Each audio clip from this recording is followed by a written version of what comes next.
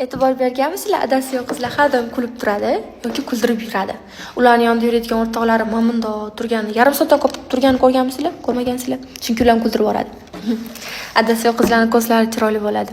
Ularning ko'zlari gapiradi. O'zi ham gapira oladi. Faqat ko'nglidagini chiqazib bera olmaydi.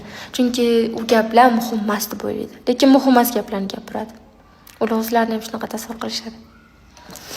Adasi yo'q qizlarning o'rtoqlari juda ham ko'p bo'ladi. Ular bitta inson bilan yaqin bo'lib qola olmaydi.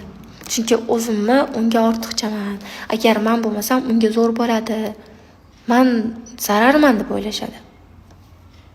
Ular chiroyli, iqtidorli, ideal bo'lsa ham o'zlarini zararman deb hisoblaymiz. Nimaga unaqaligini bilmaymiz. Mashtumizda shunchagina chuqurcha bo'ladi. U chuqurchani hech qachon to'ldira olmaymiz. Agar biron kim bilan gaplashmoqchi bo'lsak, ko'ngil qo'ymoqchi bo'lsak, hammasi yaxshi ketayotgan joyda bundoq qarab, "Men odamga kerak bo'lmaganman. Demak, sizga ham kerak emasman. Men bilan gaplashmay, men sizga loyiq emasman.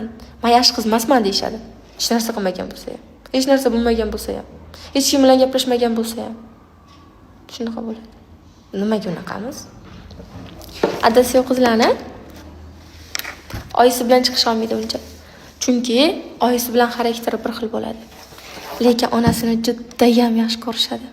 Onamiz yaxshi ko'raman. Yaxshi ham borsiz. Yaxshi ham menga ona bo'lgansiz. deb o'ziga tolmaymiz. Bo'ldi. O'zimizni yerga urishni to'xtataylik. Bizning qo'limizdan juda ham ko'p narsa keladi. Isbotlab qo'ymaymiz-a? Rostdan kulishimiz chiroyli.